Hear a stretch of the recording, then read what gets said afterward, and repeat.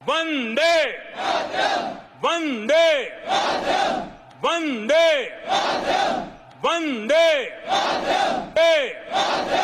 मुझे नहीं उम्मीद था कि अरविंद केजरीवाल जैसा पढ़ा लिखा आदमी भारत माता की जय बोलने में शर्म करेगा, वंदे मातरम बोलने में शर्म करेगा। असल में अरविंद केजरीवाल और अरविंद केजरीवाल जैसे लोग मोदी विरोध में इतने अंधे हो गए हैं कि यह देश के विरोध पर उतर आए हैं। तो वंदे मातरम पूरा स्वतंत्रता आंदोलन में एक देश का नारा था, उस नारे की आपने बेइज्जती करी है लाल किला के प्राचीर से, और पूरे देश की जनता देख रही थी। ये भारत की कितनी किरकिरी इन्होंने दुनिया में कराई। अरविंद केजरीवाल ने देश की किरकिरी कराई, देश को बदनामी कराई, हमारे सेना को किरकिरी कराई। यह बिल्कुल ही इनका कृत्य देश विरोधी कृत्य है। और इस तरह के अनेकों घटना है जब अरविंद केजरीवाल रंगे हाथ पकड़े गए हैं। अब इनको लगता है मैं वंदे मातरम बोलूंगा, भारत माता की जय बोलूंगा तो मुझे मुसलमान वोट नहीं देगा। इस वोट के चक्कर में ये इतना गिर गए हैं। यही अरविंद केजरीवाल है जो सेना से सबूत मांगते थे, यही अरविंद केजरीवाल है जो पाकिस्तान के पक्ष में बयान देते थे। यह उनके नियत को दर्शाता है कि भारत माता से उनको कितना कष्ट है, वंदे मातरम से उनको कितना कष्ट है। क्योंकि भारत माता की बेइज्जती, वंदे मातरम की बेइज्जती यह हम बर्दाश्त नहीं करेंगे, यह देश नहीं बर्दाश्त करेगा, यह दिल्ली की जनता भी बर्दाश्त नहीं करेगा। नमस्कार दोस्तों, स्वागत है आपका यूथ मीडिया टीवी पर। आज हम बात करेंगे जो कि सोशल मीडिया में सीएम, जो दिल्ली के सीएम है अरविंद केजरीवाल जी, उनकी एक वीडियो वायरल होते हुए दिख रही है, जहां सभी मोदी जी के साथ खड़े होकर वंदे मातरम बोल रहे हैं, वहीं वो चुप्पी बैठे हैं। आखिर ये देश की जो है बदनामी है या देश के जो बार बार जो उन पे सबूत मांगा जाता है, जो कि हमारे आर्मी पर, सैनिक पर जो सवाल उठाए जाते हैं, तो इसी बारे में हम चर्चा करेंगे सतीश झा जी से।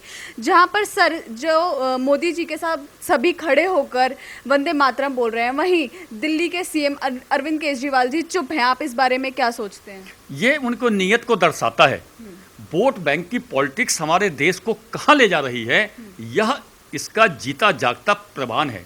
वही अरविंद केजरीवाल हैं जो इफ्तार के दावत में मुसलमानी टोपी पहन के आईएस का गमछा ओढ़ के इफ्तार का दावत देते हैं, तब उनको शर्म नहीं आती है। और गणतंत्र दिवस स्वतंत्रता दिवस के समारोह में लाल किला पर जब पूरा देश वंदे मातरम और भारत माता की जय बोल रहा है, वो हाथ बांध के खड़े हैं, मुंह बंद करके खड़े हैं। उन्हें शर्म हो रहा है, वंदे मातरम कहते हुए शर्म हो रहा है, भारत माता की जय बोलते हुए शर्म हो रहा है। अब देखिए ये देश कहाँ जा रहा है। यदि किसी को सांप्रदायिक बोला जाता है तो ये लोग अपने को सेकुलर लबादा ओढ़ लेते हैं।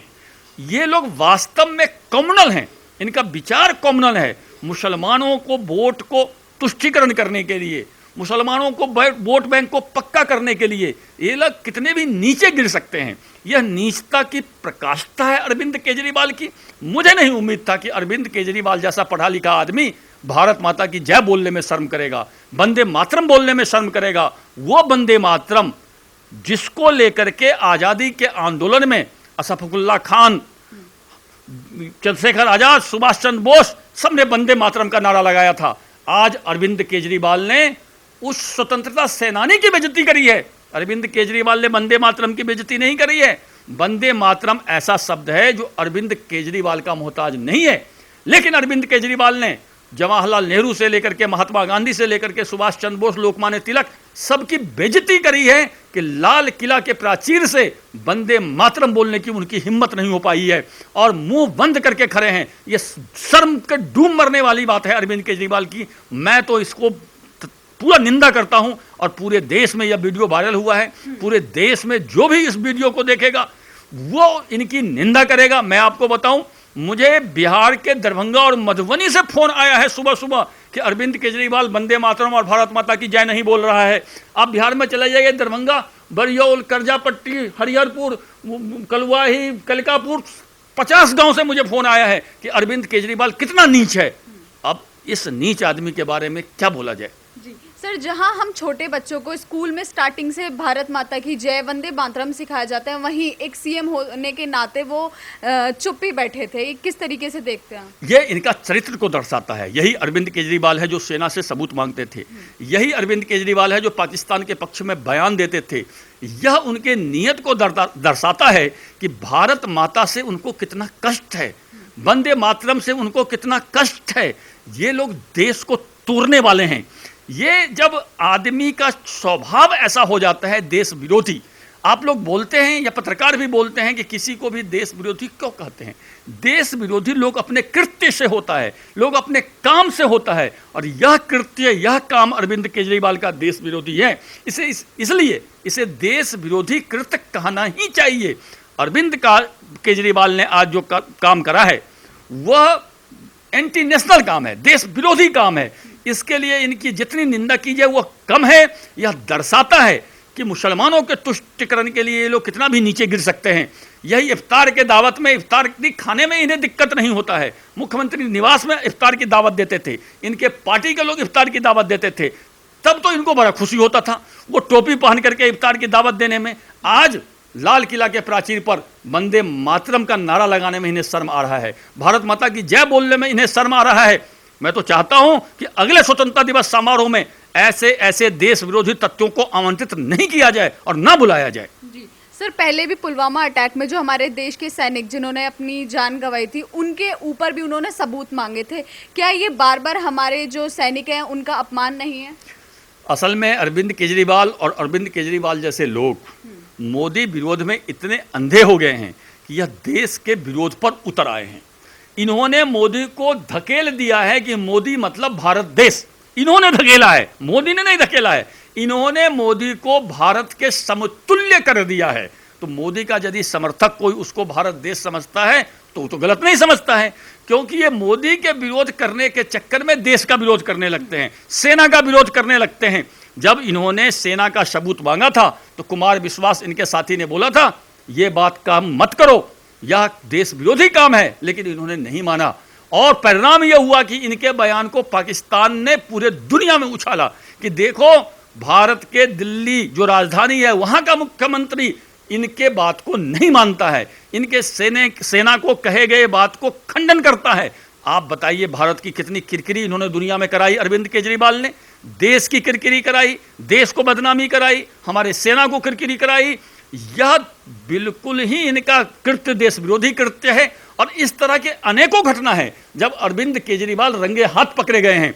अरविंद केजरीवाल का चरित्र ही ऐसा रहा है कि अपने गद्दी बचाने के लिए ये कितना भी नीचे गिर सकते हैं। आपने देखा होगा शाजिया इल्मी, योगेंद्र यादव, आशुतोष, कुमार विश्वास, सबको पार्टी से निकाल दिया कि कोई मेरे लिए खतरा ना हो। अब इनको लगता है मैं वंदे मातरम बोलूंगा, भारत माता की जय बोलूंगा तो मुझे मुसलमान वोट नहीं देगा। इस वोट के चक्कर में ये इतना गिर गए हैं। लेकिन आप निश्चिंत रहिए, जो देश प्रेमी मुसलमान भी इस देश में रहते हैं वो भी अरविंद केजरीवाल को जवाब देगा कि आपने ये देश विरोधी काम किया है।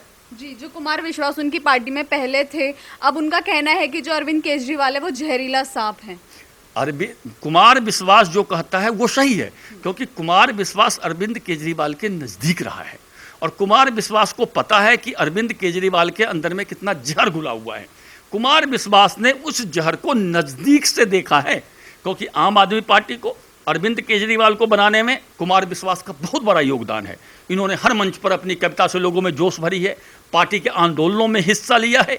इसलिए वो केजरीवाल के चरित्र को भली भांति जान गए हैं कि ये कितना जहरीला नाग है, और जहरीला नाग को देखते हुए ही कुमार विश्वास पार्टी से अलग हुआ था।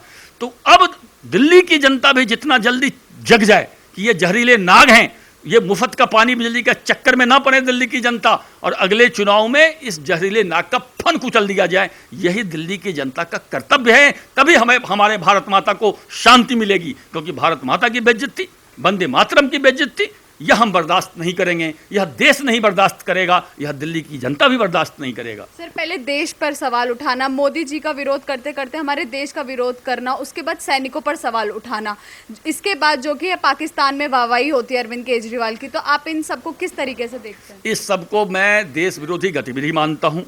इस सबको मैं ये मानता हूँ कि हमारे देश में कुछ नेता का ऐसा तबका है जो मुसलमानों को भी देश विरोधी मानता है। एक्चुअली मुसलमान देश विरोधी है नहीं, लेकिन इन जैसे नेताओं के चक्कर में ये उसको बरगलाते हैं मुसलमान को कि वंदे मातरम मत गाओ, भारत माता की जय मत बोलो, पाकिस्तान जिंदाबाद बोलो, जिससे कि मुसलमानों का वोट मिले।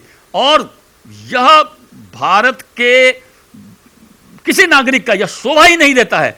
हमारे हिसाब से यदि व्यक्तिगत मेरा प्रश्न पूछिए तो ऐसा कानून बनना चाहिए कि जो इस तरह के लोग हैं उन्हें भारत के नागरिकता से वंचित कर दिया जाए, कम से कम उनका वोट देने का अधिकार छीन लिया जाए, तभी ये लोग सुधरेंगे। ये लोग ऐसे सुधरने वाले नहीं हैं, क्योंकि इन लोगों के दिल में जहर भरा हुआ है भारत के प्रति, देश के प्रति, मोदी के प्रति जहर भरा हुआ है। उससे कोई दिक्कत हमें नहीं है, लेकिन दिक्कत है जब आपको देश के प्रति जहर भर जाए, राष्ट्र के प्रति जहर बन जाए, भारत माता के प्रति जहर भर जाए, वंदे मातरम के प्रति जहर भर जाए। जो वंदे मातरम पूरा स्वतंत्रता आंदोलन में एक देश का नारा था, उस नारे की आपने बेइज्जती करी है लाल किला के प्राचीर से, और पूरे देश की जनता देख रही थी। आने दीजिए समय, देश का जनता अपने ढंग से जरूर जवाब देगी। अब अरविंद केजरीवाल जी हैं जो सिक्किम को अलग देश बता रहे हैं, क्या ये देश का अपमान नहीं है? बार बार जब आदमी बौखला जाता है, जब आदमी का दिमाग काम करना बंद कर देता है, जब देश विरोधी कृत्य करने लगता है, तो वो आदमी कुछ भी कर सकता है। अरविंद केजरीवाल का चाहे कश्मीर पर बयान हो, चाहे सिक्किम पर बयान हो, अरविंद केजरीवाल का हर बयान में आपको देश विरोधी भावना की बू आएगी, भारत को बेइज्जती करने की बू आएगी, पाकिस्तान कैसे खुश हो ऐसा काम करने की बू आएगी। यह अरविंद केजरीवाल का हमेशा से कृत्य रहा है। संजोग ऐसा रहा कि दिल्ली की जनता मुफ्त के चक्कर में इनको पहचान नहीं पाई।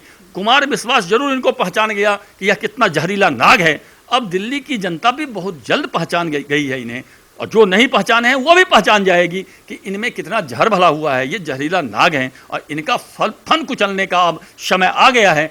अब जनता अपने ढंग से जवाब देगी, जिससे इस तरह के तत्व जो देश में हैं उनका समूल नाश हो जाए। जी, धन्यवाद।